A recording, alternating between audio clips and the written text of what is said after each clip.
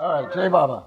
Jay Baba, thanks, Mark and Mike. First off, I'd like to thank the LA Center for inviting Karen and me here. Yes. It's a great opportunity for me to tell the story. It's never.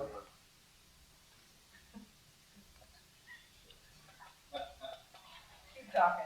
Keep talking. Okay, I've never told this story before. 90% of what I'm going to tell here is nobody knows. So I'm really looking forward to seeing how it turns out myself. It's only 35 years in the making. And since Mahu invited me in December of last year when we were in India to do this, or I invited myself, I should say, I've thought about this talk for like 200 hours. In fact, I haven't slept very well since the last 6 months. And of course, I enjoy always having my talks with Mark and Michael over there to the left. In any event, this is not my talk on how I came to Meherabode. Karen and I actually gave that talk at Mayor House in Sydney, which is where Baba came in 1958.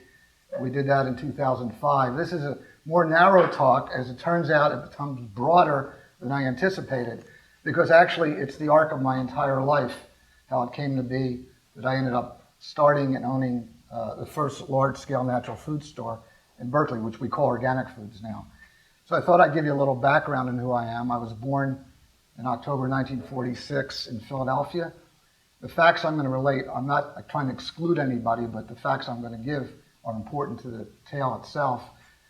My mother's father, my grandfather, who died when I was 3, owned a store in downtown Philadelphia right across from the Liberty Bell at 5th and Market. That's a relevant fact.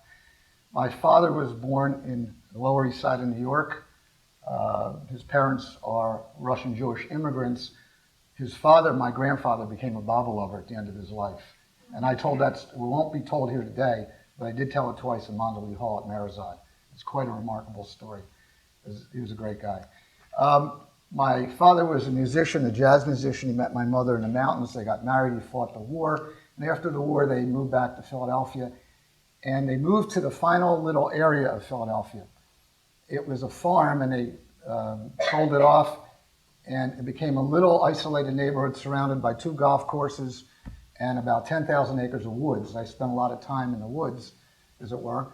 And we used to call it Little Tel Aviv because it was like 98% Jewish. It was the perfect place to grow up. It was idyllic, and I had a great childhood. We lived in what's called row houses, if any of you have been in Philadelphia. And that means houses are connected to each other. And it was 25 on each side. And none of the houses had any gardens, except my father, when I was about 5 or 6, started to grow flowers, which was amazing. And later in his life, he actually won an award for the best small garden in Philadelphia. And he became a judge also. And his personality was very tough. But when he was around roses or flowers, he became a different person. And when I was about 7 or 8, we had some neighbors move in. Their names were Joe and Clara Schreiger, and they were Hungarian Jews, and they had been in Auschwitz. And they didn't speak English too well. But Mr. Schreiger was a very nice, loving person. They didn't have any children. And they were different than the rest of the neighborhood because they were kind of foreigners. And he grew vegetables on this little plot. We didn't have much land. It was maybe this area here. And he also grew sunflowers. And I thought that was amazing at 7 years old. Nobody did something like that. And it impressed me deeply now that I thought about it and giving this talk, how much it touched me. But I didn't realize it till the last couple of months, that what an impression this man, who was very loving, made in my life. And so I want to remember him to Baba, remember his wife to Baba. They were great souls. And they were inadvertently a large influence on what's going to happen here. When I was about 15, my father worked for the Commonwealth of Pennsylvania, and he also worked at night selling stocks or mutual funds. He was a hardworking person, supported my mother and 3 children. And I thought, if I could work for myself and not be bossed around by other people, this would be really, really a good thing to do. And because I saw how much he suffered by being somebody else's employee. And I wanted to be my own person. I went to Penn State, lately in the news quite a bit. And in late 66, I started using drugs. And in early 1968, I got busted with my roommates Steve and Saul. And they're on the story a little bit, but Steve more than Saul. And I graduated in June of 68. tripping on LSD at the time, I might add. And then I came out to Berkeley. And I came out to Berkeley because that's where things were happening. That's where things were happening. And I was into the revolution. I was studying Marshall McLuhan, and I would carry around Mao Zedong's little red book in my back pocket. I guess I was into a communications revolution at some level. And I was a history major, and I knew I had two choices as a history major, either to teach it or to make it, and I didn't want to teach. So out in Berkeley in the summer of '68 was wild. The diggers were there, they were feeding people in the park, and as it turned out, a lot of my friends from Penn State came out. They were fantastic people. And in that summer, I had the opportunity to see Meherabod's picture for the first time up in a bookstore called Moe's on Telegraph Avenue. There was two little cards, Don't Worry, Be Happy, and I Am the Ancient One. And I looked like I Am the Ancient One card.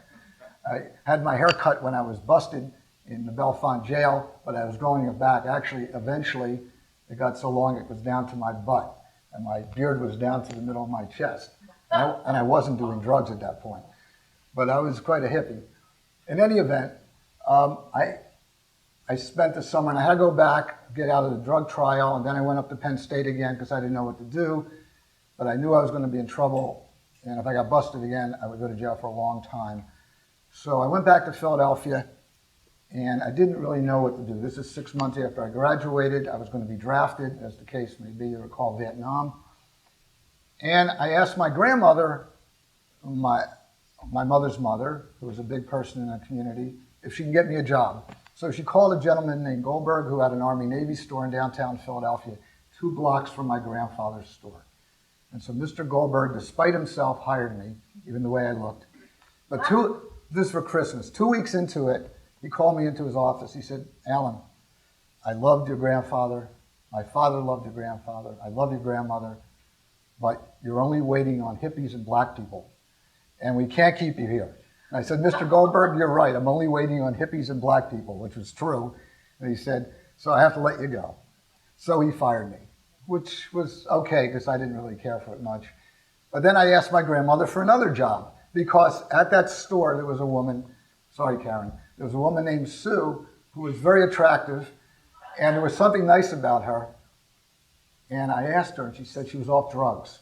And she was on something called Macrobiotics. And I never heard of such a thing as Macrobiotics. So I wanted to get to know her more for every reason you could imagine. And so I got another job down near my grandfather's store, late store. And I was able to have lunch with Sue once or twice a week. But she had a boyfriend, unfortunately, or fortunately. I should say fortunately. And she told me about Macrobiotics and how it got her off drugs. And I was intrigued by this. And at this point, Meherabode dropped the body, but I didn't know that.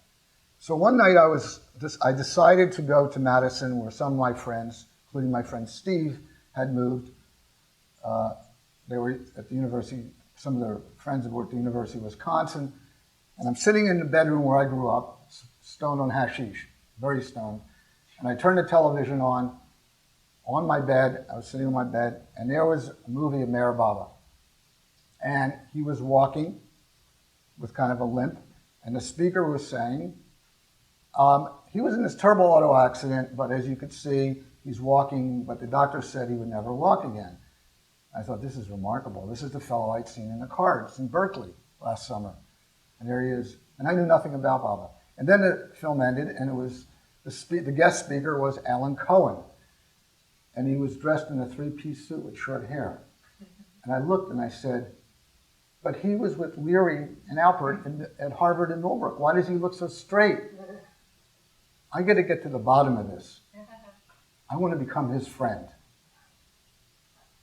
And so I'm cutting through a big story now. I went to Madison, got drafted, had to come back to Philadelphia, got out of the draft. Unbelievable story. Met Jack Mormon and went up to Penn State and met Jack Mormon. We decided to come to California. Took my last acid trip on Memorial Day 1969. Jack says it's called chocolate chewables. I'll take his word. I was tripping too much to know. And we came after, we had a driveway car to the Kalispell, Montana. we spent a week in California. You don't want to know. This is an unbelievable story. But anyway, we made it to Berkeley June 15th, 1969. And I never got stunned again because I wanted to be macrobiotic. I came to Berkeley with the following 3 items: my suitcase, my bass guitar, I was trying to learn bass guitar, and a 5-gallon tin of sesame tahini, which I had carried all across the country. True story. And so I wanted to be, so Jack and I got an apartment right across from People's Park. Now, Berkeley was under martial law at this point. They had had riots and people had been beaten, placed in Santa Rita jail by the Alameda County Sheriff. Reagan, who was the governor, had us under martial law. And it was a tense scene. A fellow was killed 50 feet on the building next to where we lived about 2 months earlier. He had been shot dead by the Alameda County Sheriff. That was the atmosphere of Berkeley. It was in, you would say, quasi-revolution. It was the place to be. This is where I wanted to be. I'd been there last year and I was going to stay. I don't know what I was going to do, but we were going to stay. And Jack was easy. He went along for the ride. So now I had to find a natural food store, and there was one natural food store, not a health food store. Those are the old-time stores with powders and vitamins and such. Little store on University Avenue, halfway down. University is the main street that leads up to Cal. And listen to this. This is 1969. All the customers were hippies, and they wouldn't hire anybody with long hair. Can you imagine this in Berkeley in 1969? Every employee had short hair. So I went in there and I thought, this is most peculiar. But anyway, this fellow comes up to me and he said he liked my hair. Seemed like a friendly chap, so I invited him over, and his name was Joel Mark, and he turned out to be one of my partners. He was half crazy. I'm not sure what the other half was. But in those days, it was very free-flowing. In short order, I started going to Meherabode movie meetings and became a Baba lover. That's not the story I'm telling here today. That's another story. And of course, I met Alan Cohen. And I talked to him about that night that he had been on that television show, and he told me about it. And I told him what I was up to, that I wanted to meet him. We became friends. We've been friends for the last 40 over years. So I was starting to make granola out of our oven, out of our apartment, for what was called the Arbor Cafe. Whoever went to the Arbor Cafe? Okay, good. We have a good sampling. Now, the Arbor Cafe was a natural food cafe in Berkeley, owned by 2 fellows named Dennis Lessia and Ed Van Buskirk. Dennis, some of you may know. Ed, probably most of you know. He's my closest friend at this point. And you should all have a good thought for him because he just had a heart attack about 3 weeks. And he was in the hospital, and he's doing fine as of Friday night and back to work, but you should say a prayer for Baba. And so my friend David Milton, who I thought might come today but didn't, and I moved into the house behind the Arbor Cafe. And David was an artist. He is an artist. He's a very famous watercolorist. And so he decided to paint the house interiorly the 7 colors of Baba's flag. So the Arbor House behind the Arbor Cafe was painted the 7 colors. And in the scheme of things, we cut our eye teeth on this. I was a dishwasher, and I made oatmeal and bran muffins and had a good old time. And we'd throw parties, actually. We'd have dinners with leftover rice, and David and I would make meals for all the Baba people. This was the headquarters for the Baba world, Northern California. The Sufis and the Baba people were not separated at this point. There weren't that many of us. We were all friends. And so I knew all the Baba people. And what was really interesting was how much Baba energy there was, because they had all had just come back from Darshan. I was the raw meat. I was the first Baba lover they had wrapped up in their claws after Darshan. So it was very exciting. And the power at the time was very great. Also, Berkeley was doing what it was doing. It's impossible to capture the moment unless you lived there at the time. Now, Ed Van Buskirk got married to his first wife before Ursula, and he moved out of his room, and I took his bedroom. This was a big move. And on his bedroom, between the bedrooms, Dennis said the other one was a picture of the ancient one on the door. It led to the bathroom. That's an important fact. And we now raised money. One of my partners' name was Jacob Lubau, and Jacob's had grown up in Scarsdale, New York. And when he was 5, in 1952, he was born in 47, Jacob remembered saying to his mother, "Mommy, there's the president."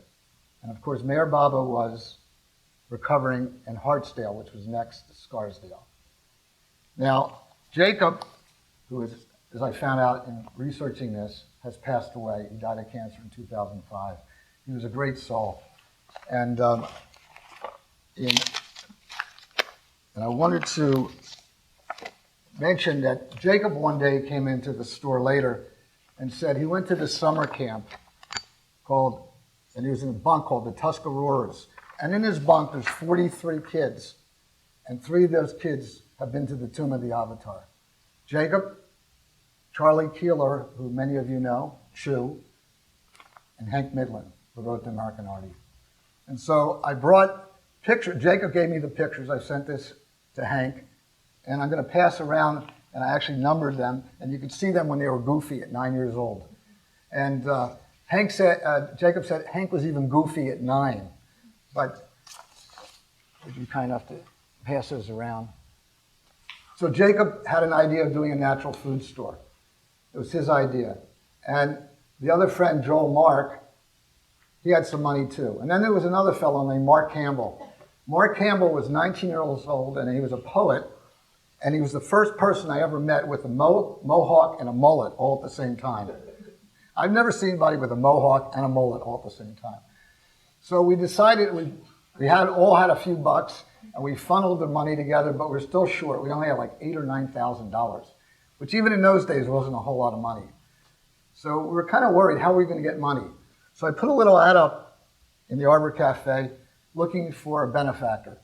And this fellow came in, and his name was Botan Varga, Bert. And he and his brother Peter were refugees from Hungary. They escaped during the revolution in '56. And Peter was a brilliant person. He was a physicist at Lawrence Livermore Lab. And Botan was very haughty and maybe intellectually, IQ-wise, the most brilliant person I've ever met. God knows what his IQ was. And he said, "I will lend you this money, dollar for dollar, what you guys raise, on one condition."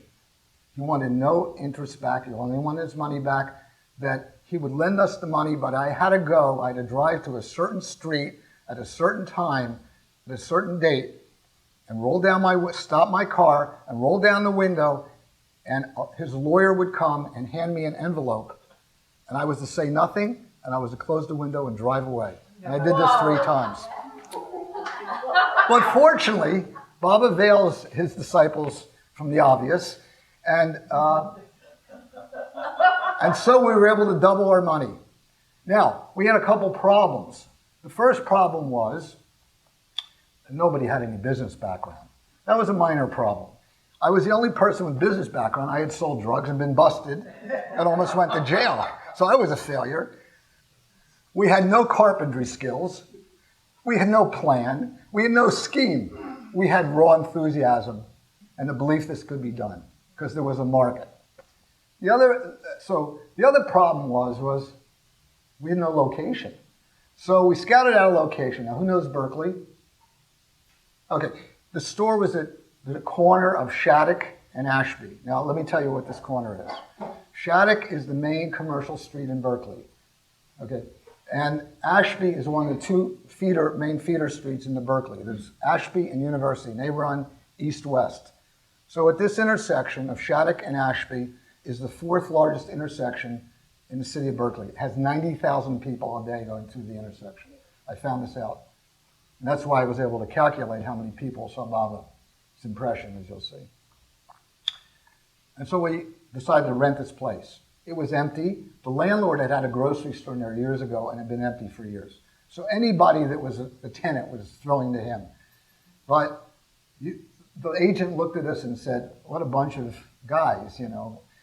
I mean, we all had long hair and beards, and if Joel said anything, God knows what was going to come out of his mouth. He was dirty, and his pants were half down, and Jacob was somewhat straight. He had long hair and a beard, but at least he could talk intelligently most of the time.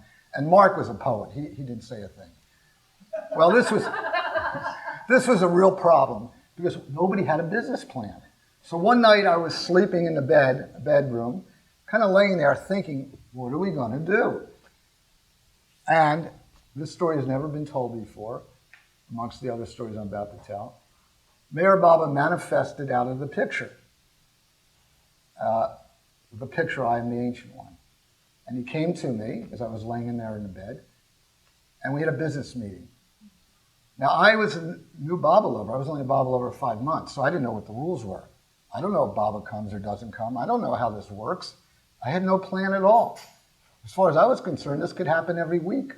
I had heard stories of people meeting Baba. So for about an hour and 20 minutes, Meherabode sat there with me and talked to me and told me how I was going to run the business. He didn't tell me what kind of cash register to buy or what kind of walk-in box to get or what vegetables to sell. He gave me the general principles of what a disciple does when he's following the orders of the Avatar. Later, as Padri once said when I went to India in '73, we were nothing but raw recruits. The master said, move that boulder, we move that boulder. The master said, dig that ditch, we dig that ditch. So that was my perception of what one does, master-disciple relationship. Baba said to do this, and he said this would be his store, and he would take care of this store, and my job, meaning Alan's job, was just to follow orders. And it was his store. Do not worry about a thing, and everything would work out. And I asked Baba some questions, not specific questions on like, you know, what kind of deodorant to sell or what kind of milk to sell, because that was way beyond my scope, but general principles. And I thought he would come all the time and we'd have these business meetings. It'd be a regular, like every month, or like a board of directors meeting or something like that. And he said, I will always be with you, and I'll always be helping you. Don't worry, I'll be by your side. This is my store, and you will be helping me. And I thought, well, this is the way the Avatar works. What do I know? And so then he reemerged back into the picture, and he also told me, don't tell anyone what I'm telling you. But I feel that I could tell this story today, because it's the story of Holy Foods. So we got this store, but I had to leave. My friend David and I had to leave the Arbor House. So we rented a house on Channing Way, which we called Holy Foods House. And part of the pay of people was they were able to live there. And we fed them a little bit. We didn't eat a whole lot, as you can imagine. And so one of the people living there turned out to be a carpenter. It was fantastic. And then we got another carpenter. We found a walk-in box, a commercial walk-in box for $100. It was burnt out. And we went up to Sonoma County to get a produce refrigerator for $50, if you can believe this. We had to schlep it in a big truck. And we went up to Marin County to get driftwood because my friend David was going to paint the sign in driftwood. It was going to be, we didn't have a name. That was a real problem. So one day we were sitting in the car, and I think Jacob, who was the straightest of us all, went into the bank, and we're sitting there and saying, we need a name. We need a name for this store. And somebody said, well, how about Whole Foods? And somebody said, how about Holy Foods, H-O-L-Y? And somebody said, and I don't know who it was, said, why not Holy Foods? And it was a eureka moment. And so when Jake came out of the bank, we said, we have a name, Holy Foods. He said, I like it. So it was Holy Foods. So David was able to paint the sign now. Now the sign was about 40 feet long and about 5 feet high. The store itself, if you don't know the store, was about 60 feet deep and about 60 feet long. But there was two other stores, little stores, which we eventually took over next to us, a key store and a shoe repair store. And as you walked in the store, there was an alcove to the left, and in the back, there was a loft about 18 steps up, which we made into the office. So eventually we built this store out, but we had problems. We didn't have any food. And we had other problems, namely, we had no shelves. So Baba provides for everything, right? He told me it was his store. Well, there was a store in San Francisco named Farfetch Foods, and it was going out of business. And it was owned by a guy named Jerry, who was blind, so I called him Blind Jerry, because everybody got a nickname. And it was easy to remember him. There was a guy in San Francisco named Tom who had a lot of vitamins, so I called him Vitamin Tom. Everybody got names. And I was Holy Foods Alan, and so on and so forth. And this is the beginning of the organic food movement in the United States. And there was one visionary named Fred Rohe. He had a store in San Francisco called New Age Natural Foods in the Inner Sunset. Well, I went to see Fred, and he was one of the great. He had started New Age in 1965 and opened a restaurant called the Good Karma Cafe, which some of you may have heard of a little after that. Later, he opened in Palo Alto a supermarket and a wholesale operation. But he was not a good business person. All went out of business in the long run. But Fred was a great visionary. And so Holy Foods was ready to open. We had bins. Now, you've seen these kind of bins in natural food stores where people put like a slot behind it, and they put the grains and it slides in, so it's always late, the earliest stuff first out. Jerry had some of those, and that was created by Fred Rohe. He actually created this concept. So we were able to put like rice and beans and things like that because we had no idea what to do. And meanwhile, one of our carpenter's wife and Jacob's girlfriend decided to make tie-dye sheets, which they were going to put on the ceilings. The ceilings were 18 feet high. It was really a high store. And so we had these tie-dyes looping down in the store, different colors. I didn't care for it myself, but it was a democracy at this point. I wasn't running the place quite yet, as you'll see. So also, we needed some on the walls. So there was this lady named Zilla Heimowitz, who's now not a Sufi, but a Baba Sufi, but a Sufi. And she was one of the members of the Floating Lotus Magic Opera Company, which was this incredible opera company that did skits. And she was also with a fellow named Daniel Moore, who's a very famous poet who actually worked for me later. He became a Muslim also. It's quite interesting. We had people of all religions and backgrounds working for me. And she had these kind of occult paintings on the wall, one on the Ashby side and one on the back wall. I didn't care for them much, but again, it was a democracy. So we opened May 5th, 1970. There was like 20 people at the door when we opened. The week before, Nixon had bombed Cambodia, and every piece of glass along Shattuck and Telegraph Avenue had been broken, except Holy Foods. Because we stood out there, and they knew we were the people. We were the people, so they didn't break our windows. You could not get glass insurance in Berkeley in the entire 70s. It was prohibitive. It was unbelievable. It was frightening. Every little store had its glass broken. It was in a state of turmoil. In any event, we opened to great success. We were missing only a couple things. Shelves to put products on, because it was all driftwood, and I didn't have any shopping carts. We had little hand baskets, so it was ridiculous. But eventually we caught up quickly and we got food. We ran out of food the first day because we had no idea what the demand was going to be. We were an overnight success. Let me tell you what the prices were. Eventually we had about 12 or 1,500 items, and prices didn't change till the Arab-Israeli war in '73 when prices went up. So I knew every price in the store except produce, which changed every day.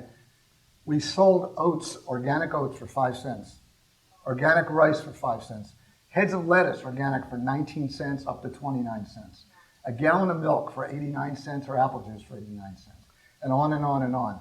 We had a whole walk-in refrigerator. We had 3 produce cases along the Ashby wall and a dairy case on the back wall. We finally got decent shelves for bread and products, and seemed to be working a little bit, although it was pure chaos. Nobody even knew how to work a register. We didn't even know what a register was. We had to find out how it worked. When electricity went off, we would hand crank. It was this big old thing, and we had to hand weigh stuff. And we had honey in 5-gallon containers that people would lift the lid and would pour out all over the floor half the time. And we'd put troughs down. And it was a whole scene. And we had to hire employees. It was utter chaos. One of the employees is sitting here today, Georgianne, and Erskine, who you may or may not know. And she, I think I was her first employer, if I'm not mistaken. And she was a jewel beyond measure. And she still is a jewel beyond measure. Now, let me give you a little history, just briefly if I could, of how the organic food movement came into being. Organic pesticides came in the 1840s. And in the 1920s, an Englishman living in India saw the effect of organic farming in India, and he liked the idea. And in the early 40s, a man named J.I. Rodale was born, as an important fact, on the Lower East Side of New York, started getting interested. And he started studying his work and other people's work. And he began to testify in front of Congress about the danger of pesticides. And they created the Delaney Act in '54. And then Rachel Carson came out. I'd like to interlude here about Meherabode right now. In 1958, Meherabode, when he was in Myrtle Beach, Tom Riley tells us there was a lady there who kept complaining about polluted air and water. And Tom said she drove everybody crazy because we're all waiting around Lagoon Cabin to see Baba, and all she did was complain. And so finally Baba got a chance to see her, and she started complaining about this. And Baba said, yes, that's true, but just remember my name and hold on to my Daman. What you say is true, but just remember me. This I just learned about a year ago when Tom was at our house. So I thought this was really interesting because it kind of integrates into the thing. Anyway, I hadn't seen my parents or my family in about a year, so I decided to go back to Philadelphia, and I did. But before I went, I decided to write to Mr. Rodale. He owned Organic Gardening and Prevention magazines. You know what these places are? And he said, sure, come on out. And his place was in Emmaus, Pennsylvania, which is about 2-3 hours from Philadelphia. And I took my father, who was a gardener, up there, and we went out into the fields. Mr. Rodale was out in the fields on our experimental farm. And when we got there, he was like 70 years old. He was bare-chested, in shorts, work boots, by himself. And we introduced ourselves. I had long hair and a beard. I wore sandals with tires as the bottom, tire tread as the bottom. I was a great hippie. And my father was younger. He was 54. Rodale, who would die in a year, sadly, was about 71. And they found out that they grew up about a block from each other in the Lower East Side of New York. And this is one of the most, it has nothing to do with Baba, but it blew my mind. They then started talking Yiddish for about 10 minutes. My father had his master's in Romance languages, but I didn't know he knew any Yiddish. And they talked for the both of them. And I just stood there, and they would point at me occasionally, and Mr. Rodale would smile. And after they got done, they said they were talking about me. And Mr. Rodale took me kind of as his grandson. It was very touching. And I was his golden boy. And anytime Organic Gardening magazine needed a quote, they would contact me. His people would come out to California and come to my store and take pictures, and they would interview me and that kind of thing. And he also asked me to produce a play for him, which was amazing. He said, do you have any time? Yeah, I was working like 90 hours a week, 7 days a week. He heard about the Berkeley Repertoire Theater, and he said, could you produce this play? And I couldn't say no to him. I mean, the man was so gracious. So I said, sure, why not? I'll see what I could do. It was called John Hancock, Portrait of an Empty Barrel. And it was not a very good play, I thought. I read it on the way back on the plane.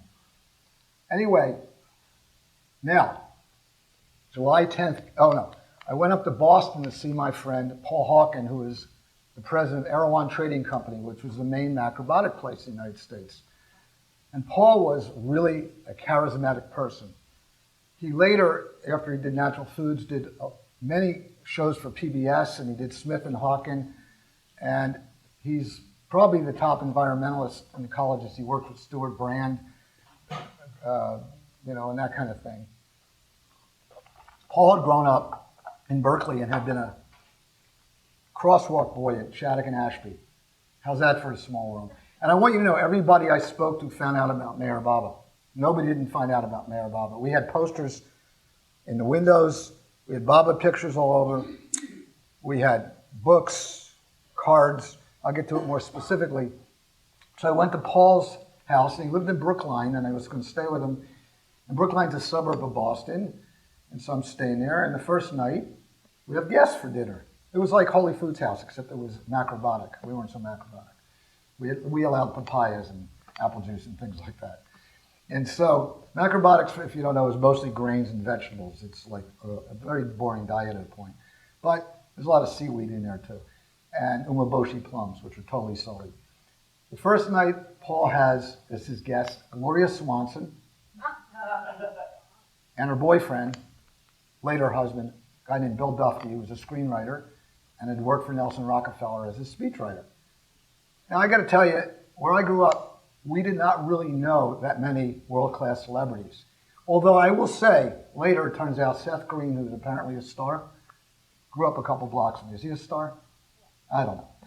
Anyway, he grew up at the high school I went to had many stars. Will Chamberlain went there, Walt Hazard went there, your former police chief Willie Williams went there, Will Smith went there. But my neighborhood didn't have that many celebrities. So there I am with my long hair, beard, hippie this to the highest level, sitting there with Gloria Swanson, who'd been Joe Kennedy's mistress for the entire 30s, and Bill Duffy, who later wrote a big book on sugar.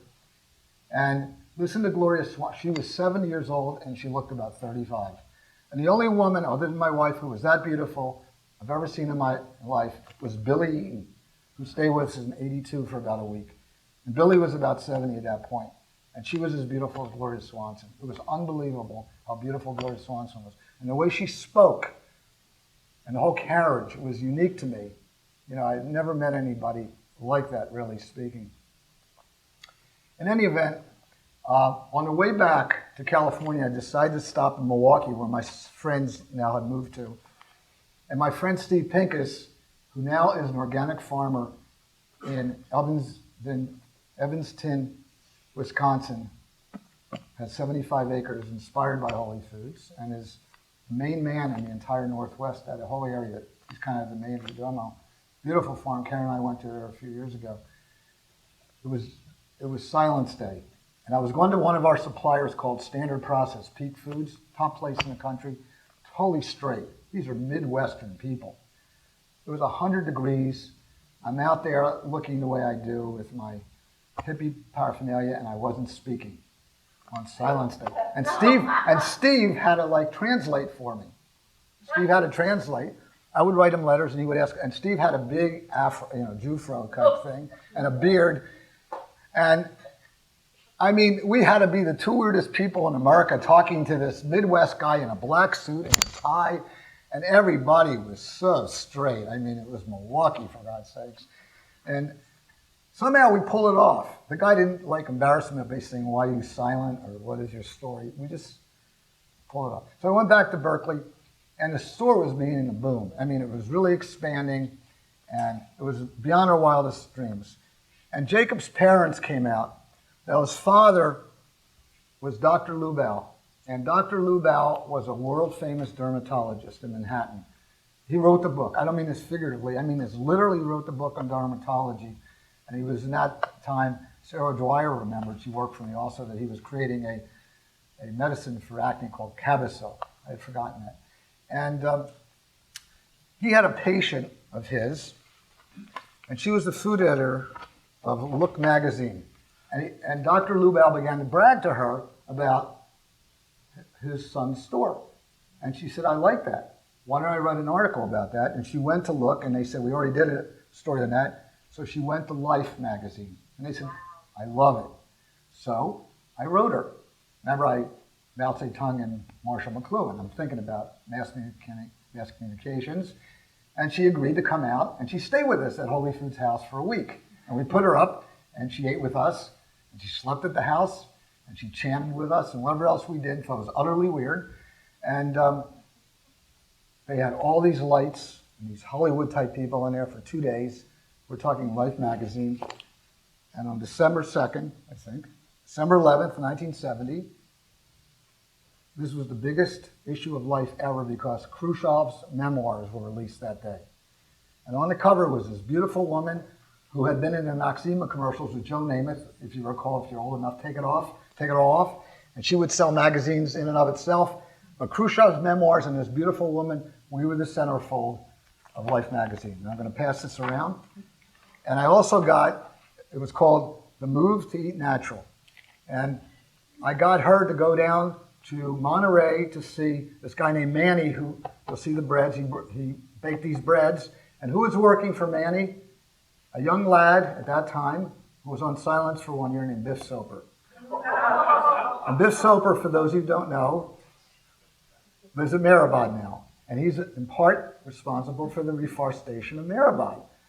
So I knew Biff, of course. So I got her to come down, to go down to Monterey, or Carmel actually, to see Manny and take pictures.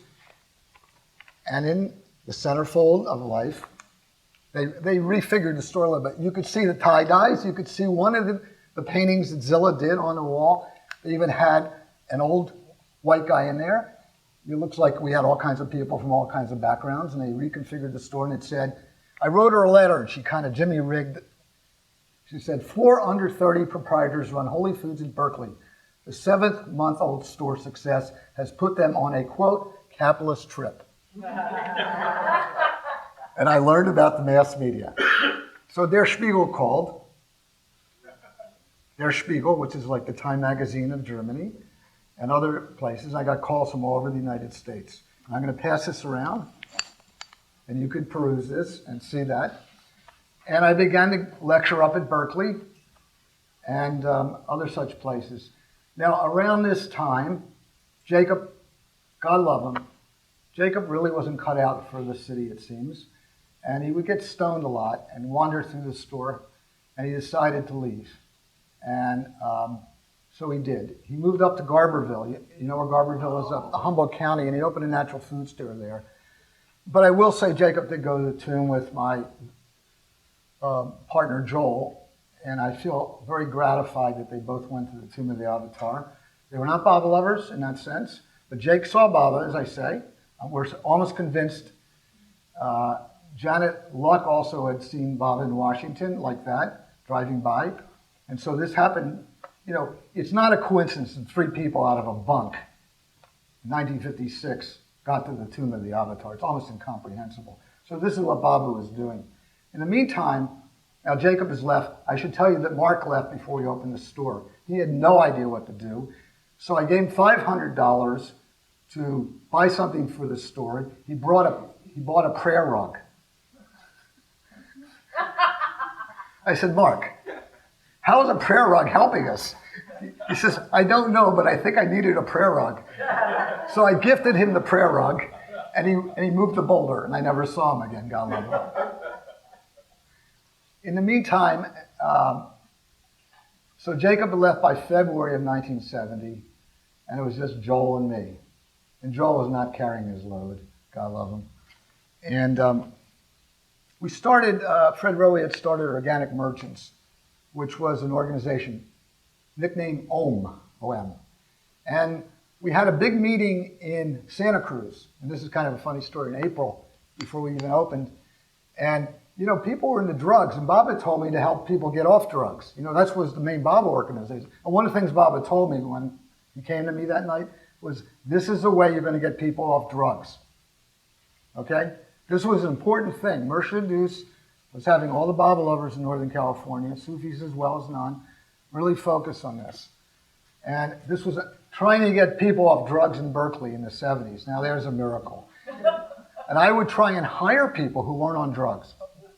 You can only imagine how difficult. In fact, once I tried to put an ad in what was then called the Berkeley Gazette, and they said, you can't put an ad in there for people not taking drugs.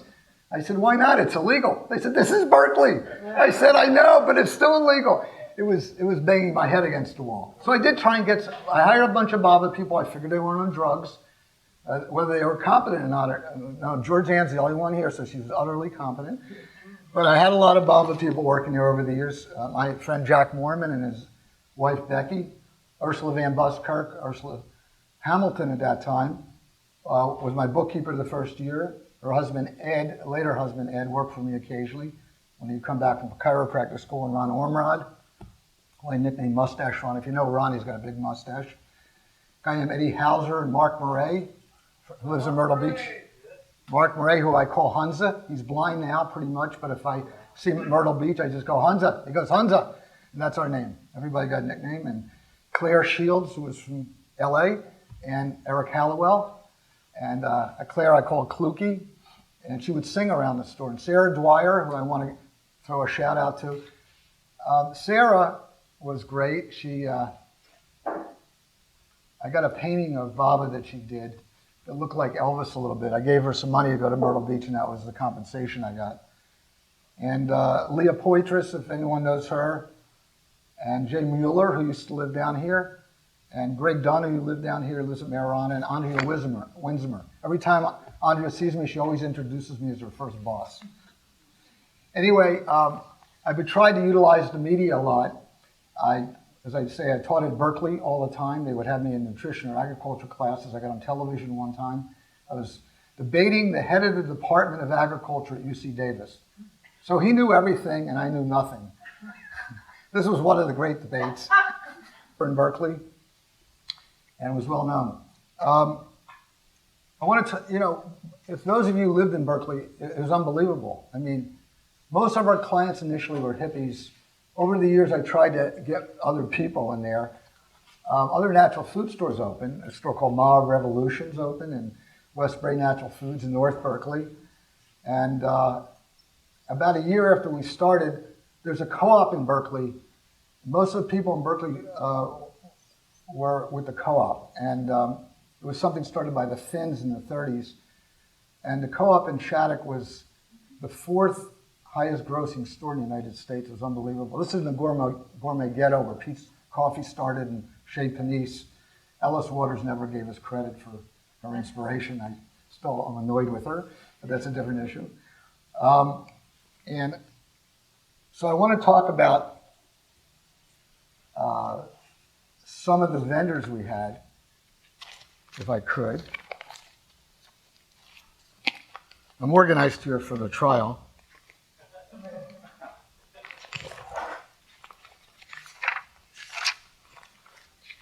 Who knows what Birkenstock is? Yeah. Well, Birkenstock started in a garage of Margot and Gordon Fraser in Santa Cruz. Mustache Ron heard about Birkenstocks and said, let's go down and see these shoes. So we did. They owned a store in Berkeley called Fraser's, and Margot was German, and she got this contact in Germany for these Birkenstocks. So while we were down there, I said to Margot, these are neat shoes. Do you sell these retail? She said, no. I said, would you be willing to? She said, yes. I said, you're on. And I was the first person in the United States to sell Birkenstocks retail. Wow. Yeah. So we did. And we had a whole section in the store. Eventually, I opened a juice bar, ice cream parlor. The boys didn't have an ice cream parlor. In the third store, not the one next to Holy Foods, but the third one out that wrapped around, called Ambrosia. I don't know if Georgianne ever worked in there. It was a hoot. I mean, we had a big juicer, and we made sandwiches, and it was a whole lot of fun. I never worked in there, but selling ice cream, I occasionally work in there just to do ice cream, and it was a lot of fun. And then we opened up Holy Foods and Sundries, Holy Shoes and Sundries, and we had the Birkenstocks on the wall. I love to sell the Birkenstocks because I like to see how many I could sell in one day. It was a lot of fun to sell. And so that was one vendor. Celestial Seasoning. Everybody knows Celestial Seasoning? Let me tell you the beginning of Celestial Seasonings. I want to say that we were the second largest natural food store in Northern California after New Age. So whenever there was a vendor, we were always the second largest customer. We would have these young women come in with dresses from the 1890s and little baskets of sachets of herbs. And Mo Siegel, who started Celestial, kind of a marketing genius, as you could imagine, he built shelves eventually, so he would sell us boxes. You saw what he did in the long run. And we sold other herbs. We had bulk herbs. One of the herbs I was telling Karen the other day we sold lots of was oregano. I couldn't understand why we were selling so much oregano. Till I noticed some of the young black kids were buying like 5 pounds at a time. And I asked them about it. I said, why are you selling so much oregano? Because there's not that much pizza in the world. And it turned out they were cutting the marijuana with oregano. So our neighborhood was the most integrated neighborhood in the United States. It was hippies and black people for the most part. And in fact, by the end of Holy Foods, about a third of my, and you'll hear about this, a third of my clients were black. It was really interesting. I don't think any other natural food stores had kind of an integrated customer base like that. I felt that was important, as you'll see. Haagen Dazs. Everybody knows Haagen Dazs? Well, the owners of Haagen Dazs were this Jewish family from northern Jersey that made the name up. They just were like making words up in her kitchen. And they came out, the dad and the son who owned it came out and they said, Alan, how can you sell? So I was like kibitz with, how can you sell so much Haagen Dazs? Because it had honey in it. It was really rich. So I was one of the best customers of Haagen Dazs in the United States. Altadena, Continental Yogurt from down here. Lundberg Farms. You know what rice cakes are? Okay, here's how rice cakes were created. There was a company called Chico San up in Chico, and they took this rice from Lundberg Farms. The Lundbergs had converted to organic farming, and they had this press that they made popcorn. It was the loudest thing in the world. You had to have like earmuffs, even then it blew your whole body apart. And it would go, and they would make a rice cake, and that's how they made rice cakes. It was the loudest, and we didn't have earmuffs on. Hour after hour, those people deserved They had compression fractures, I'm sure. Everybody know Newts and Juices? Okay.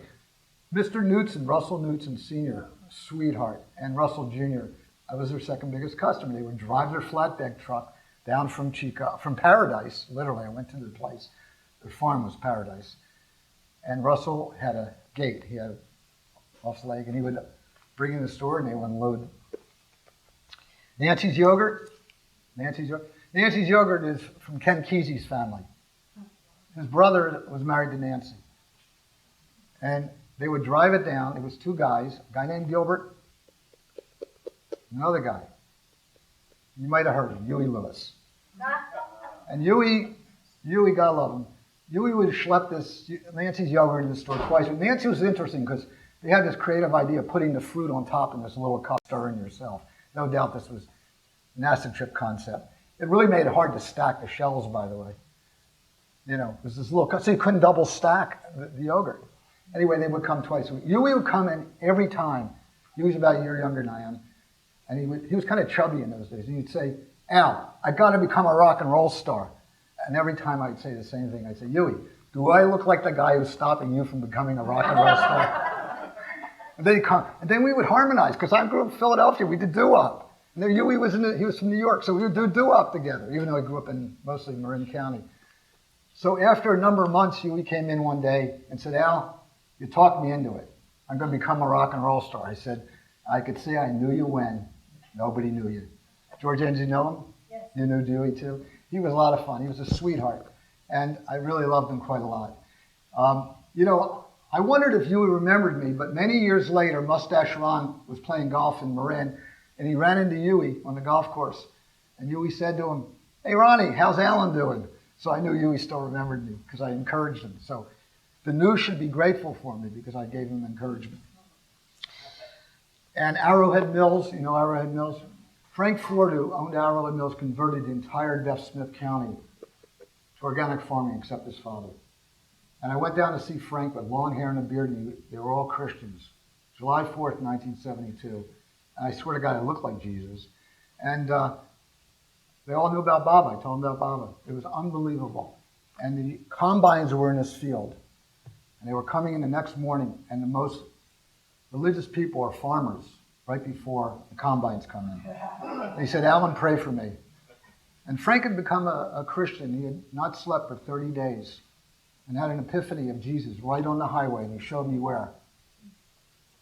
And so I was very touched by that. We were very good friends. He's passed away last year. He moved to Orange County the latter part of his life. I love him very, very much. He was a great soul, a great visionary. You could say organic farming is in large part caused by him.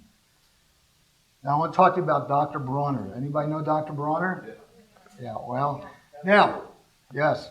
Now, I became kind of the head honcho of organic merchants when Fred quit, and we hired a guy named Ezra Hendon. Ezra, who I've seen recently for this talk, began to, he was a lawyer and he wanted to stop doing it. So we went to see, amongst other people, Dr. Bronner. Dr. Bronner was a refugee from Germany, came from a long line of German Jewish chemists. He was Einstein's first cousin. And he told his family to get out before the Holocaust, and they didn't listen. And he came to the U.S., and they thought he was crazy because he talked like his labels.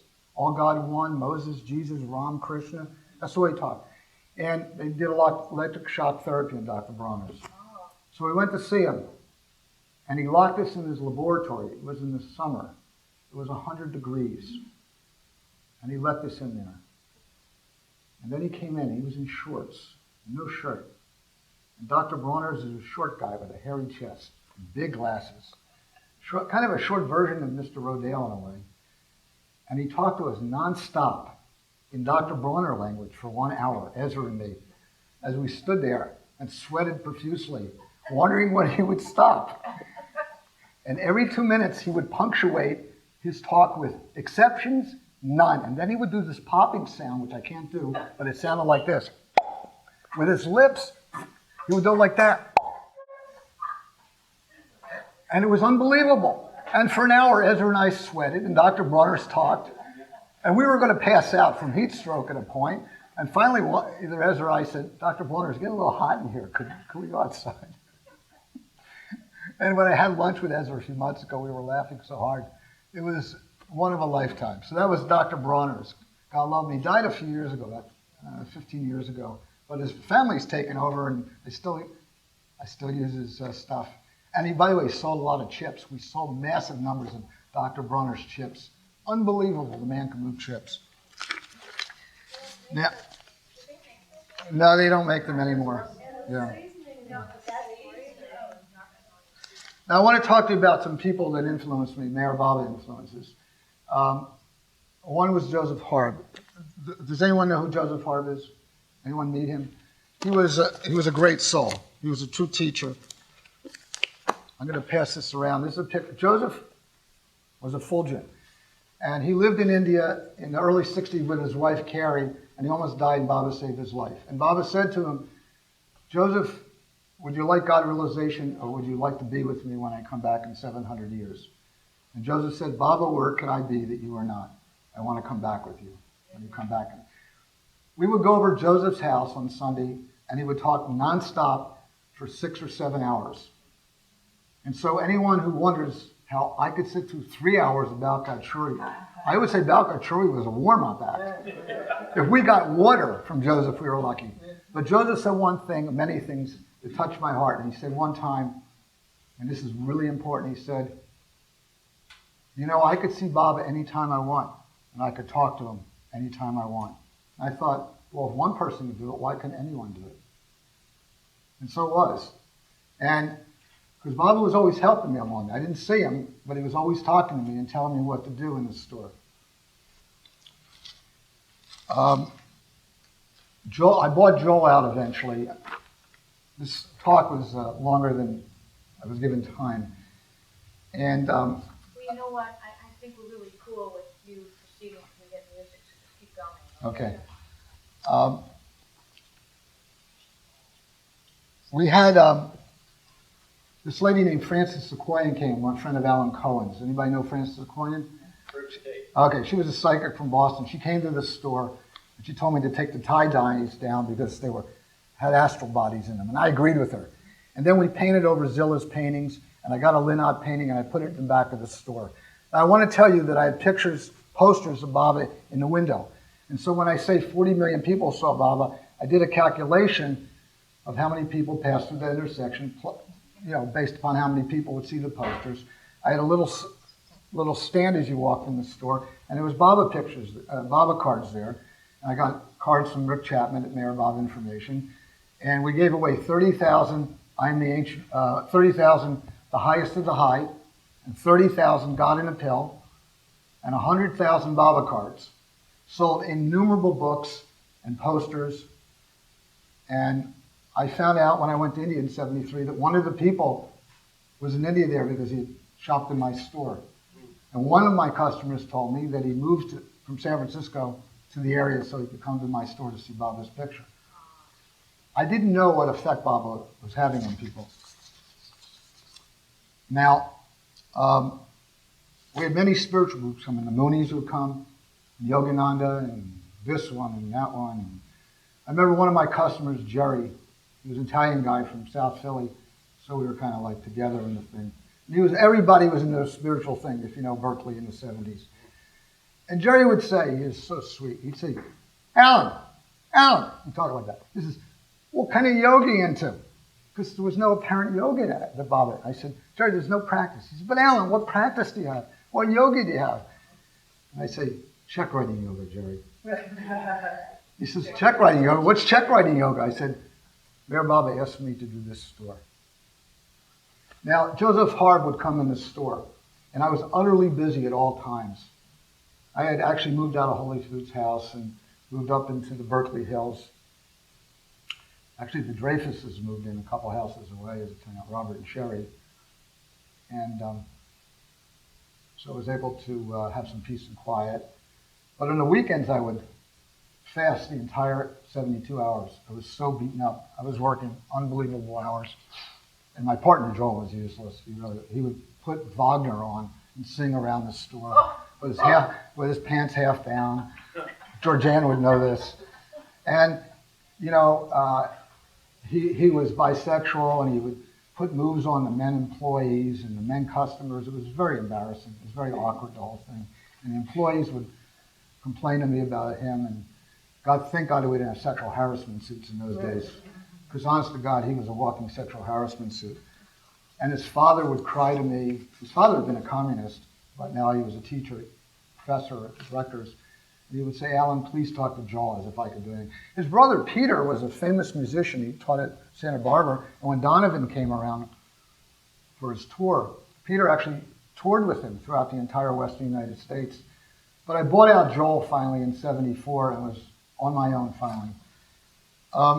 Some of the political groups I had to contend with were the Black Panther Party and the Black Muslims. This neighborhood was, as I said, integrated, and the national headquarters of the Black Panther Party was like 2 blocks away. It was right at the tip of where Oakland was. And many of my customers were Black Panther, from the Black Panther Party. I used to have long discussions with Elaine Brown, who was from Philadelphia, and very sweet. I liked her very much. And later she became chairperson. It was a very man-oriented group, but everybody else knew he was in jail. Eldridge Cleaver was in Algeria. Everybody was gone. They were all dead. So Elaine became chairperson of the Black Panther Party. And I used to talk to her about Baba and tell her that she was wrong. I knew she'd say, Alan, your analysis is incorrect. I said, Elaine, I know the analysis. I used to carry the red book around with me. I know what the analysis is. It's a spiritual thing we're talking about. So I would let Elaine in the store before we opened, just so I could tell her. I felt this was important, that it was really important that that the black people in our country begin to feel integrated in our country. I thought that would help heal our country, and I thought the Black Panther Party was important in the black community, and it was, because the young people looked up to it in a certain way. We also had the Your Black Muslim Bakery, which has had a bad ending.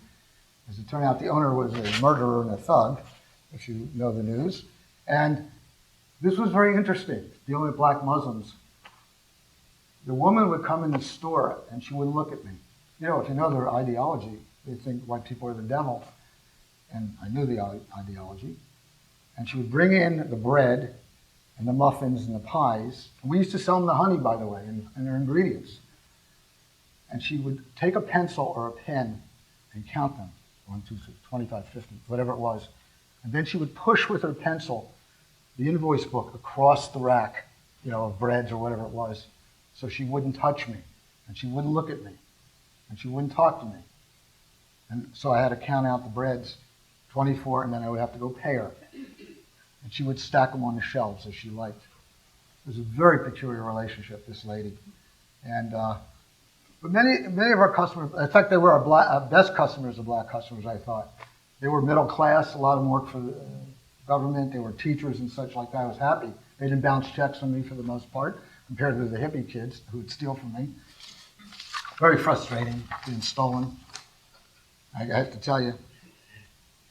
Well, anyway, things were moving swimmingly, and just when things seemed, I had 3 storefronts, I had 23 employees. Georgiana left at this point. We were going from 9 to 9. We were uncomputerized. I had to do all the, you know, nobody worked full time. It was unbelievable.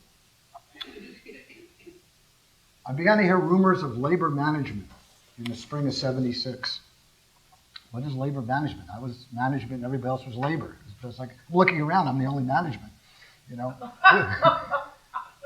This was not a good sound. And it was at this point a wave of unionism in Berkeley. And so in early June 1976, I walked in the store. Now the office was upstairs in a loft. We'd put desks up there. You had to run up 15 steps. I was in the best shape in the world. It was unbelievable. I bounded up steps. I carried hundreds of pounds a day. It was like 145 pounds of one muscle. It was unbelievable how in good shape I was. And I saw a card on my desk, and it said, "You have been unionized by the Retail Clerks Union." And I went, what the heck is this? And it's a little card, 3x5 card. And I turned around, and the employees that were there were kind of embarrassed. And I said, what is this? And they said, we decided to join the union. I said, what union? The Retail Clerks Union. These are people that unionize Safeway and Lucky stores. Now, I was heading to Myrtle Beach the next week for my 2-week vacation that year in Philadelphia. And they said, don't worry, we'll take care of the store while you're gone, even though we're going to unionize you. So I was like depressed. And I went to Philadelphia and got advice from my parents and my family and went to Myrtle Beach. Now this is very special. My relationship with Elizabeth Patterson was different than most because I had a business. Most of the people in Myrtle Beach, apparently from what Karen tells me, were frightened by her. She was like this vice principal, but I had a tremendous relationship. She liked to hear my stories about business because she was a business person. So I came to her and I told her that what had happened. And she listened for an hour. She asked me questions. She said, okay, that's enough. She said, here's what we're going to do, dear. She said, what I want you to do is not talk to anyone else about this. If you have to talk to anybody, you talk to me. And I thought, this is the greatest disciple Meherabode in the West. And she's going to be my counselor. This is Elizabeth Patterson. I'm nobody. He says, could you promise me that, Alan? And I said, okay. And that was enough to give me courage. And I didn't have to ask her. I did hire some group that kind of helped me on a professional level. And I was depressed one day, and this vendor came in. It was, I can't remember his name. Jeff. He said, Alan, what's wrong? And I told him, and he said, Alan, of all the people I know in the world, you're the strongest person I know. You could do this. You could overcome this. And I said, really? He said, oh, yes. He was not a Baba lover, but he loved Baba in his own way. They all knew Baba. Everyone knew Baba. And now Joseph Harb would come in every week or two to shop, but he was sick now. He was born a week before Baba. Alan, what's wrong with being unionized at that time? What's getting This is the Retail Clerks Union. These people pay union wages, have union rules. These are for large chains. I'm a little natural food store. I couldn't afford to stay in business. I can't afford it. I'm paying people $3, $4 an hour. I can't pay $8 or $10, whatever it was an hour. It was out of business. I feel I had failed Baba. I had failed him. I hadn't done something right. He had asked me to do this, and I couldn't do it. So Joseph had been born a week before Baba, and he said to Baba, I came down a week before you to see how it was. It was good, and you can come down now. So Joseph came in the store. Lori Bloom Haagen, then Bloom, was taking care of him, and she drove him, and he was sick. He was going to die shortly. It was the last time I saw him. And when Joseph came, I would walk him around the store arm in arm, and nobody bothered me. No employee bothered me, no customer bothered me. I should say some of the skills I developed by Baba's grace were, it was hard to find people. We didn't have like Palm Pilots in those days and texting and stuff like that. So all of a sudden I began to think of people and they would show up. Because people didn't have phone numbers. I thought like, this is strange. I would think of somebody and they'd show up like the next day or that day. So after a while I would just think of somebody and they would show up. And Baba gave me this gift of bringing people in. He also gave me the ability to like intuit what customers wanted. I could see in their eyes what they were going to do. So anyway, I told Joseph, what had happened, and I didn't want to bother him, but anyway, he was leaving, and all the groceries were in the car, and Lori was driving, and I said, Joseph, he was in the car now. I said, all these years I've been doing this, and I don't know if I pleased Baba, and Joseph said, Alan, we were all doing. He said, Alan, when I'm in your store, and he looked up like that, and he said, I see Baba everywhere. And he's going like this. And he's well pleased, he tells me that. And I said, really, Joseph? And I was crying. Right? I had a sense I would never see him again. He was my teacher, he and Elizabeth. And he said, yes. And I kissed him on both cheeks and on the lips. I loved him. I said, Jai Baba, and he said, Jai Baba. And he rolled the window up and drove away. 2 weeks later, he died. And that was Joseph Harb. He was a great soul.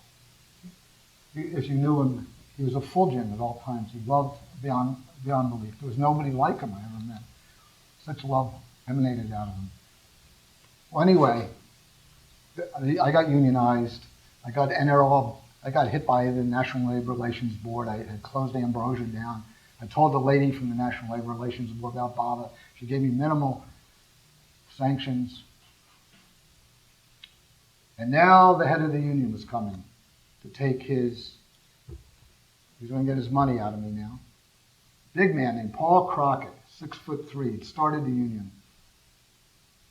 And he came up the steps, and I was sitting there waiting to be beaten up. And on my desk was a picture of Meherabode and Lud Dimphal, who was a good friend. I'd wanted to be a Sufi. And Lud Dimphal was at his house, and there was a tile that said Baba House, and he was smiling, as Lud always did, if you knew him. And Paul Crockett came up the stairs, and all the employees, 2 or 3 that were working up there, they were in favor of the union. He was their guy. Big strides, proud. I was the last notch on his belt. He was retiring.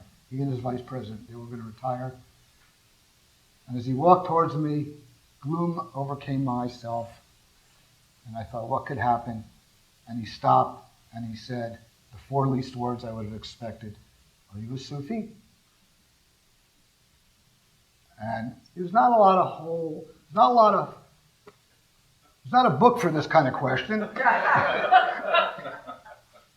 And I said, no, but I'm a Baba lover. I said, why? He was standing over me, and I said, why?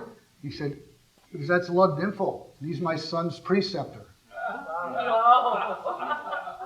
And his son was Neil Crockett, the only Baba lover in Northern California I did not know. And I said, sit down. And then, this is the most unbelievable experience. Paul started telling me about how Murshid Adus and Lud Dimphal had helped his son. And I thought, I was incorrect, I thought he had said how they helped him overcome drugs. Neil did not take drugs. And then Paul got emotional. And he started crying as he talked how his whole life had been changed by Baba, by what had happened to Neil. And the employees left. It was just Paul and me because it was so intimate. And this total stranger just unionized in my store. I had gone to Federal Mediation Service. They were going to have a strike at 12:01 a.m. like 2 weeks earlier. And I took his hand, and he was crying in my hands. He was crying. And he told me, asked me, and he said, I didn't know there were Baba lovers. I thought they were all Sufis. And I explained to him. And he held my hand for 45 minutes while he cried. And it caused me to cry a little too. And he said he had lied to my employees. He had double sets of books. Apparently, I had double sets of books, and all these things were set against me. And he said, if I had known you were a Baba person, I never would have done this. And Baba's emanating through me. And I thought, Baba, what does he want me to do here? You asked me to do this. And now this man, I mean, this is unbelievable. His son is a Baba lover. And Paul said to me, Alan, can you forgive me? And I said, Paul. And Baba said to me, you must forgive him. It's my store. It's not your store. I said, I forgive you. He said, thank you. And so I was okay after that. But I sold the store in May of '77. Stayed for a month to this fellow named Merritt Anderson, who turned out to be a psychopathic liar, which I didn't know. And he bankrupted Holy Foods along the way, and he also bankrupted other natural food stores. And I couldn't, I had a contract, but he shafted me for a bunch of money, but it's okay. I forgave him. Now, You would think that the story would have ended, but it really didn't end. Because I have to cut through because I'm short on time, but this story I've never told. In 2002, although this doesn't seem on the surface to be part of the story, believe me, it's very much part of the story. I thought all these years, what did Baba tell me that night? He'd come to me. Now I'm a lawyer, I'm married, I have 3 children. And we were coming back from India, we were on the airplane. It was the middle of the night. And I started listening to Plácido Domingo sing Ave Maria, and I began to experience a very blissful experience. And then after a while, I was not there in my body, nor did I hear the plane. And I came to the... Now, the words I'm going to use are not adequate to describe. I don't have any words. I'm going to use the best words I can. I've been waiting 10 years to tell this story, and I thought if this opportunity arose, I might as well tell it. I have no opinion about what it means. I'm just going to describe it. I'm totally inarticulate as to how this really occurs. I found myself in a place that I'll use the word as station. It was a station, and it was undifferentiated. And so there was no past, nor was there a future. Everything was one in and of itself. It was boundless and unlimited. Music and sound and color were all the same. It was veritable bliss. There was just a sliver of me in this experience. And in this experience, I became less of myself and more of the experience of the station. I don't know a word for it. That's the most neutral word I could use. And it was endless. And I had no contact with the physical realm, nor remembrance of it. And after some time, whatever time was, because there was no time, it was just the present, I saw these creatures. It was a beautiful setting, and I don't know what they were, but they're beyond peaceful. And then I turned my head, such as my head was, and there was before me the Ancient One. It was not Baba nor God or infinite consciousness, just the Ancient One. And simultaneous to my perceiving the Ancient One said, "You should merge with me." And simultaneous to that, I experienced many emotions, all concurrently. So there was no separation of experience. And the Ancient One was as close as these people. Even though there was no such thing as distance, I'm trying to give a perception of things. I realized somewhere there was anxiety and fear and courage. And a sliver of me said, "But Baba had asked you not to shirk your responsibility. You have a wife and 3 children." And so I said, "I cannot do this." And so he said, "Then you must descend back." And I came back on the plane, and Karen was sleeping, the kids were sleeping behind me. We were coming back from India at this time. And I thought for this for a while. Did this really happen? So I decided, how long did this take, this apparent event? It was about an hour, even though there was no time where I was, but in temporal time, I looked at the clock on the airplane. I did it again, but it was quick this time. I got there quickly. Now, this does not appear to be related to this story, but it will be what lawyers call offer of proof, so bear with me. In 2009, I was talking to Alan Cohen, who was an urban Salvasi at our house, and I asked him if he knew where Neil Crockett was, Paul's son. He said, "Yeah, he lives in Washington. He's a Sufi. I see him every day." So I got his phone number, and I called Neil. And I saw Neil. I called Neil, and he knew who I was. And I said, "Neil, do you know what happened when your father unionized me?" He said, "No." He said, "But I will say this. I was angry at my father, and I'm still angry at my father because I told him that was Baba's store. He knew, even though he didn't know me, he knew this was Baba's store. And he said, 'You ruined Baba's store.' And I said, 'I never forgave my father.' I said, 'Neil, I'm going to tell you this story now.' And I proceeded to tell him a great intimacy, what had happened that day at Holy Foods, how I forgave his father. And I said, 'Neil, so as I forgave your father and Baba forgave your father, so would you now forgive your father?' And there was this long pause, and he said, this really is something for me. This is like wonderful news. I can forgive my father now. And it really touched our hearts. In 2010,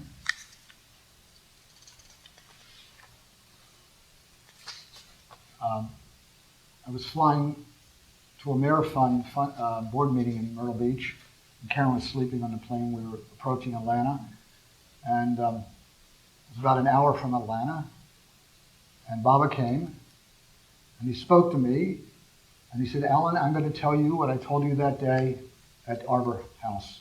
Remember the story I told you way back in 1969? And I started asking questions, and he said, no, you listen, and I will do the talking. And he spoke in the same voice as the Ancient One had in that 2002 experience. That's why I brought it up. And he proceeded to tell me for 40 minutes, word for word.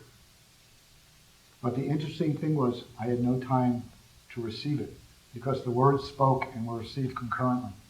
So I could not reflect what Baba was saying because it was coming from inside me, and it's always been inside me. The words that the Avatar speaks are always in us. We just are not aware of them. And after 40 minutes, Baba stopped speaking. And he said, you could ask me questions. And I said, Baba, did you not speak to me for an hour 20 that day? He said, I don't have enough time to finish. I will finish later at some other time. The Avatar takes his own time. You know, he does it his own way in his own place. Yeah. So that night we went to the library. And in the library, Jane Brown sang, and afterwards Richard Rohr came up to me because I thought this was a dream. Again, Baba had not really, these things don't happen, even though I had all these experiences. And Richard Rohr, who you may or may not know, is a sweet person, and he said, Alan, I understand you had a health food store in Berkeley in the 70s, and Baba came to you in a dream. And I thought, this is the divine humor of the Avatar, proving to me what he had done 3 hours earlier was true and real, that I had not imagined it. I said, actually, Richard, now that you bring it up, 3 hours ago, Baba came to me again, and it was not a dream. It was a real experience of the Avatar. And his eyes lighted up like that. Whoa.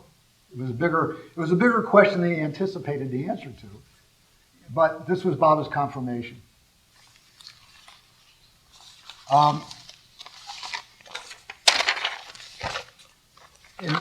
We have to leave? What time is it?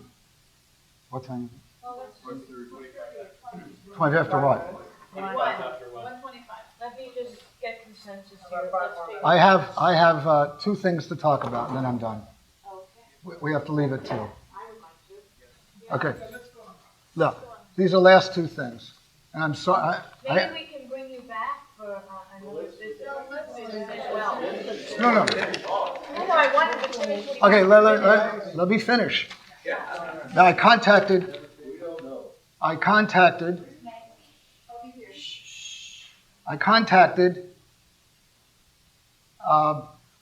many of the people who work for me. And one of the people's name was Betty Hurst, Betty Cherniak later. And I called her Boop. And I talked in ducks, I called her Boop, like that, because I talk fluent duck. So when I called her on the phone in Baltimore, where she lives now, I just had to say Boop, and she started laughing. And Boop is a very funny and intelligent person. Karen became friends with her. So I want to read to you her email. She's not a Baba lover, but knew about Baba. She's a very spiritual person. And then I have a final story. Holy Foods was much more than a food store. It was even much more than the first natural food store of its type in the nation and prototype for Whole Foods. It was an institution in its own right and is now a legend. Holy Foods was sourced in the fertile imagination and endless energy of the owner, Alan Talbot. You don't have to mess with Alan in jeans, sandals, and apron, wielding the ever-present box cutter. I always had a box cutter. There was always an endless supply of boxes to open for Alan. Was always in a hurry and always running on very little sleep due to the tremendous stress of operating the store. What few people knew is that underneath the gruff exterior was one of the sweetest, kindest, the most idealistic people around, one of the softest hearts. More on Alan later. I don't take any praise. In the 70s, what was new in the U.S. came from Berkeley first, and what was new in Berkeley came through Holy Foods first. So to say that we were in a cutting edge in an era of tremendous change, upheaval, and creativity would be a tremendous understatement. We were the seismic fault that soared the movements and the unforgettable characters that drove the movements, and we fed them all. This gave the store its unique character and color. No day at Holy Foods was ever boring. Frustrating, yes, annoying maybe, alarming occasionally, but never, ever boring. As an example, take the couple that lived on carrots. Like many of our customers, they seemed more than normally happy and usually quite disoriented. Whether this was a result of the non-diet or mono-diet or some mood-altering drugs, who knows? And then there was the guy who lived in oranges. The faint smell of orange blossoms filled the air every time we rounded the corner. Mono-diets, extreme diets of every kind were all the rage in the early days of natural food movements. There was even supposedly breatharians who lived on air alone. Fasting was really in. Oh, I had employees who fasted for 30 days. Water fast, juice fast, total fast. People couldn't get enough of fasting. We had many books on fasting. People who fasted said they fasted until the natural hunger came back, sort of purging the body of a natural hunger. Crazy times, truly. How could we survive it? My career at Holy Foods started when I needed a job, and somebody told me there was an opening. So I was to go to speak to Alan Talbot. Uncharacteristically, because something told me this was my destiny, I approached Alan in the store, totally unintimidated by the box cutter, and asked for a job. He told me to come back. I came back again and again until he finally hired me, probably just stopped me coming back and asking for a job. She worked at the cash register. We asked everyone, do you need a bag? Which kind of stunned people with dozens of apples, oranges, bananas, various bags of spices, grains, bottles of supplements. We were big into conservation of resources. When the power went down, we pulled out the hand crank and kept on ringing people up. There was a record player on a shelf, and I played Chain, Chain, Chain by Aretha Franklin. It got a lot of airtime. We had all kinds of customers, from the Hare Krishnas to the guy dressed like George Washington, to the street people barely dressed at all, to the middle-class housewife. Lots of tie-dyes, lots of Birkenstocks, lots of T-shirts, oceans of hair. This is the era of hair. Ponytails, flowing hair down the back. Hair so curly that it grew horizontally. Three Stooges-like. I'm not even talking about facial hair yet. I'm cutting through a lot of what she said. Women wear their hair long and straight. They look like Joan Baez, if they could. And nobody used deodorant, she says. There was all kinds of distributors, class unto themselves, some cool and hip, such as Rishi, a natural river nut. And then the Chinese guy always had to seem to have a lot of cash around. I guess we bought a lot of ginseng. And cosmetic chemists made to order creams and shampoos in a warehouse somewhere in Berkeley. Just bring your own bottle. Health department must have had a problem nowadays with people reaching their bare hands. Why bother to use the scoop hanging from a rope that was often missing anyway? All day long in open bins, covered from the front only by a swinging door, and open from the back for reloading. Pack your own, scoop your own, roll your own. Doing it yourself was all the rage. At some point, Alan expanded the store by creating a taxable section and a deli ambrosia. Taxables was my domain, and I loved it. I had no problem prescribing herbs and supplements for whatever ailed you. Fever blisters, obviously a vitamin B deficiency, and grateful customers would return the next day to sing my praises for having healed them. Always good to the bottom line. If you love to sell Birkenstocks. The store was open late hours for the convenience of customers. It was a way of life for those of us who worked there. We were there all the time, and our lives revolved around the store. Since working at Holy Foods was so much fun and so interesting, and since it involved so much physical energy, and since it was full of such great healthy food, constant entertainment from the customers who needed the outside life, the store was a self-contained universe. Best job I ever had, no doubt about it, and most fun I ever had on a job. Alan, thank you for thinking of creating this store. I give it to Bala for creating this store, for pouring your heart and soul into this store, and for caring about all this. You once said that what made you most proud was providing jobs for the numerous people who worked at Holy Foods. You'll never know the impact you had and through you that the store had on all of us. You changed and enriched many lives, certainly mine, and that was part of the history of the natural food movement and of all the personal history as well. Forever greatly indebted to you with love, Luke. Our last story touches me greatly because Baba, natural food store called Westbury Natural Foods. And the guy who bought the store from me bankrupted his store too. He bought his store and bankrupted it too. And many other businesses in California. And I saw Bob in the park a couple months ago, and we spent 3 hours, and then we drove to pick up his car, which was near my law office. And when we were leaving, he said, "Do you know the first time I ever met you? Did you want to hear that story?" I said, "Yeah." And we're waiting for his car. He said,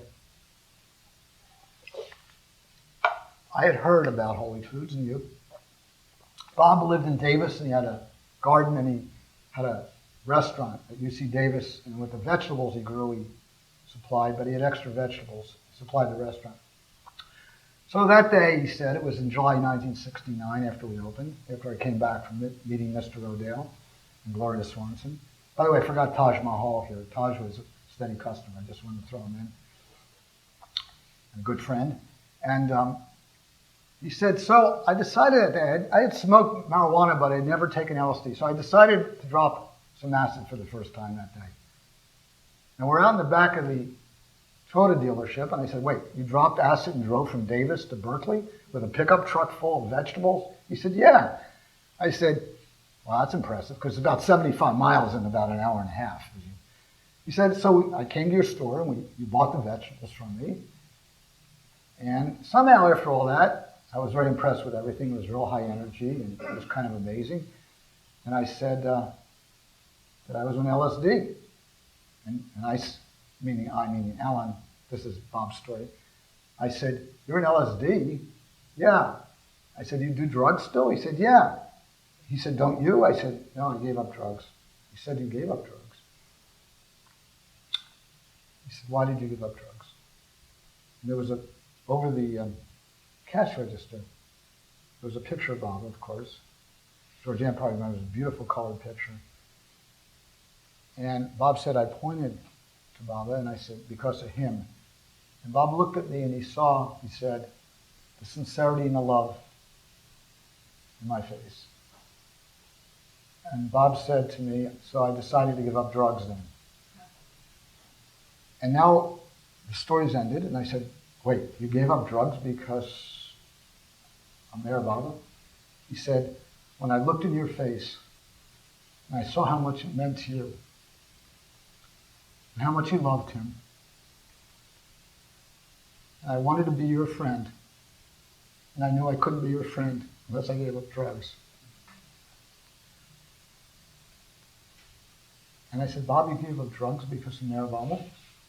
He said, because I wanted to be your friend. And you love Meherabode that much. And Bob was not a Baba lover, but of course he knew about Bob. I said, Bob, and I started crying. And then Bob started crying. I said, Bob, you have no idea how much this touches my heart. Because that was what Meherabode wanted me to do Holy Foods for, so that people would get off drugs. And I said, you are my dear friend. He's literally the king of the organic food movement. He's still in it. One of his stores at the bottom of the hill from where the Northern California Baba group is. So he thinks of Baba all the time. And he said, yeah, I wanted to be your friend, and I knew that how important it was to you. I said, Bob, I love you very much. And he said, Alan, I love you. And we hugged each other, and he said, I have to go. We had to go to a meeting. And I stood there in the alleyway of the Toyota dealership, and he drove away. And I thought to myself, this is the Avatar. This is how great he is. That even 35 years later, the story of Holy Foods is not ended. And he still owes me 20 to 40 minutes sometime, someplace. And so from the bottom of my heart, I want to thank each of you.